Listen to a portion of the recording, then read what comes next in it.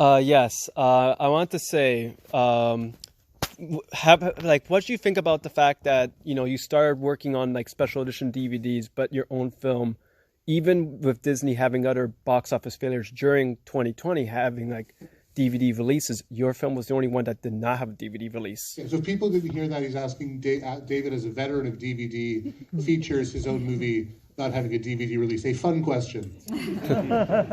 I think God is an ironist.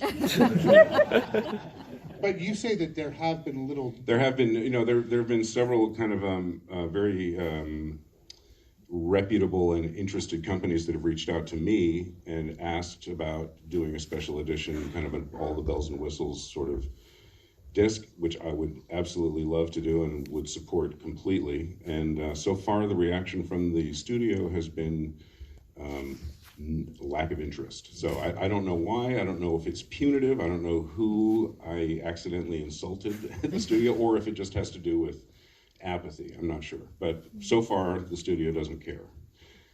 I would think that not caring would be an easy way to say, let's just take whatever money might come in from this. But what do I know? I'm just isn't that inspiring? With that particular studio.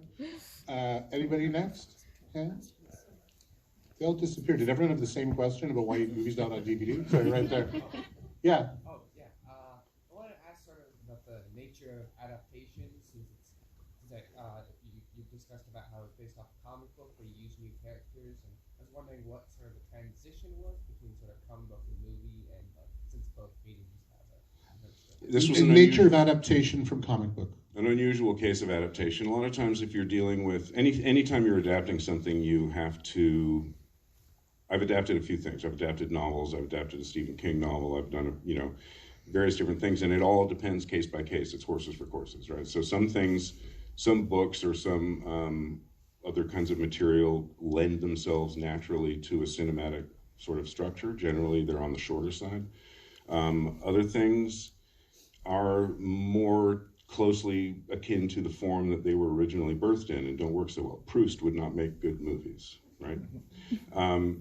And in this case, this comic book felt to me like something that was just very much, it traded on a lot of the things that are expected in a comic book and that you can gloss over in a comic book because it's a comic book. You can skip from one panel to the next, and there's a kind of shorthand that you can get away with. But in this case, it felt to me like there's a movie that would interest me around the margins of these themes, using some material that I had been hopelessly devoted to quote Olivia Newton-John, and wanted to kind of find a home for. And that this presented itself as an opportunity to find a home for a lot of those things and still sort of stay true to what the spirit of the comic book was, if not the letter.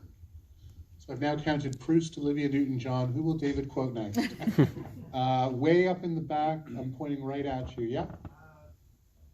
We live in the era when there's a lot of transmission of information that causes the brain to itch.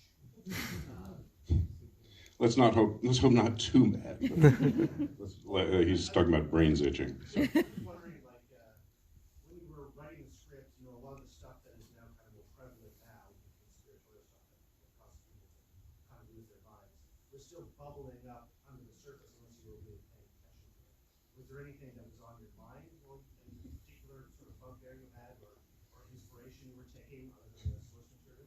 Yeah, the question of what's wrong with David. what's on his mind while he's... He asked something about my bugbears. While he's writing this. Of which I have many. I think it's just a question of, I'm tempted to quote David Cronenberg when he talks about... You're in his home turf. You should quote him all the time. I'm paraphrasing, but he said something along the lines of, he talked about his antenna, right? You keep your antenna out. There are things that you respond to. And if there's a point that he makes that I think is important and interesting about an artist being devoted to the art and not the political. In other words, he might make political art. I think he probably would admit that some of it is, but he also talks about how an artist has no responsibility to contemporary politics. And so sometimes you respond to things, you see things happening, and they resonate with you in a certain way, and they go away, and or you forget about them, or they get twisted into something else. And other times they find a way to kind of express themselves narratively. I'm trying to speak about something that's really hard to speak about, but it's essentially just being responsive to things that you see in the world around you that make you feel a certain way, and that you then want to kind of wrestle with, basically, if that makes any sense. I think, and I mean, I think that one of the things you've talked in other interviews is there is one thing, it's not about explaining the movie. I do like the hemispherical or geographical undertone of some of it. I do love the idea of these American, although the empty man himself, Aaron Poole, is a Toronto Canadian, but these North American backpackers in Bhutan, and the idea of bringing something back, which isn't about something menacing about the Eastern world or Not history. in the least. Not in the least, but it's significant in terms It of turns how... out that way, and people see it that way, and I understand, I guess, in hindsight. To me, I grew up fascinated by Bhutan, and it really was no more deep than that. Which was shot in where, South Africa? South Africa. South Africa. Yeah, of course. Right here in the front. Music and sound. Music and sound, yes. So the music for the first 20 minutes plus various sections later was done by Brian, I remember his last name now. No. He goes by Lustmord. It's your composer, I don't know. Yeah, Brian. Anyway, and he was a guy, he writes this kind of dark ambient sort of drones and atmospheres and flavors and things that go on. And it's good material to write to, because it's not too dynamic. There's not a lot of changes and things going on that can distract you, but there is a definite vibe in the room. So I wrote the script listening to Lustmord. And I, in fact, played the cue, the day that we shot Ruthie stabbing everybody and falling off the cliff, I played them that cue. Poor Virginia begged me to stop, but I mean, she got the value out of it, but she was freaked out. So it was really gratifying to be able to see the movie with the music that was intended, that I'd written that scene to, and that I shot the scene to, and that plays that way in the movie. But because of the nature of what Brian does, he's more of a sound artist than a musician, right? He doesn't write music; he creates these kind of soundscapes, and I needed movie music as well, so we got Christopher Young to do the rest of the music. And the sound, I think sound is critically important. I did a lot of recording of some of the sound effects in the movie I recorded myself. I don't know what percentage of a movie it is, but it's a high percentage. And sometimes a less than interesting visual can be absolutely elevated by the right vibe, the right atmosphere and sound.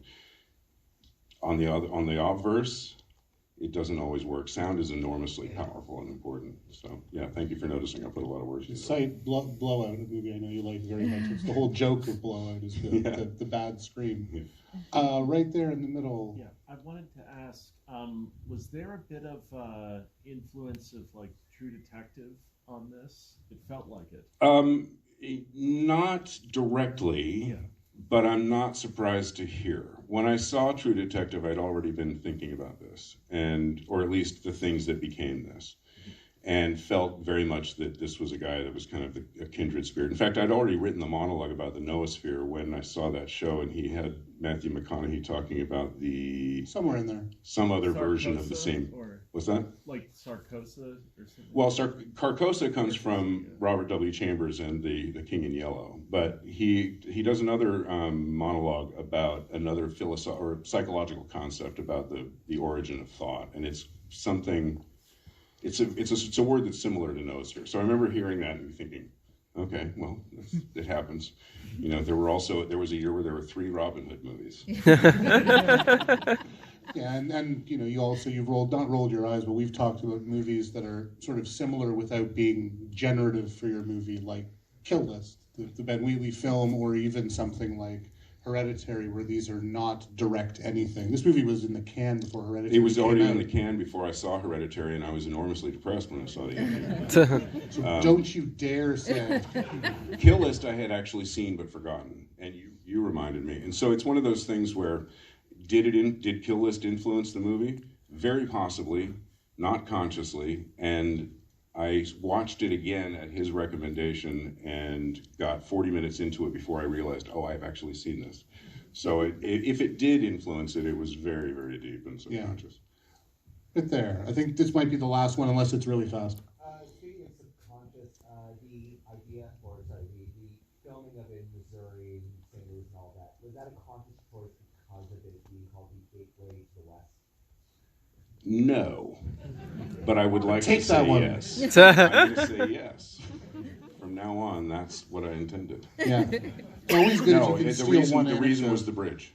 It had entirely to do with the old Chain of Rocks bridge. The genesis for the movie, I've said it before, I'll say it again very briefly, was a trip that I made. If you don't know, that bridge was famously used in Escape from New York. It's the one that they're trying to escape across at the end. And it also has a famous reputation in St. Louis.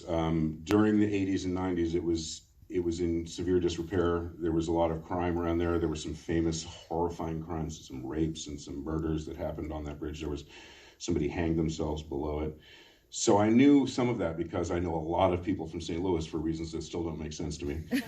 So when I happened to be in St. Louis, I stopped at the bridge, and the first opportunity to do so was about 10 o'clock at night. And there are no lights out there. And so I got out of the car with my little son at the time. He was about 6 or 7. And we walked onto the bridge. And it's one of those things there's no cinematic lens in history that's been created that can express what it's like to be on a black hulking shape like that in the middle of the night with as much as your eyeball can see, which is more than a lens can see, but not enough to pierce those shadows out there. It's like, I used to have these nightmares about being at Universal Studios and falling off the tram with the shark. And just knowing that it was in the water. And I found out later there's apparently this has a name now. As a child, I was terrified of the idea of falling into the water with I thought you said the shark has a name, and I'm like, the shark's name is Bruce. No, there's the fear of big hulking things. The fear under of big the water. hulking things. Okay. Anyway, it was an amazing experience. My son freaked out, ran back to the car. I went walking out on the bridge, and just came back and said, I'm going to make a movie about this bridge. So 4 years later, I did.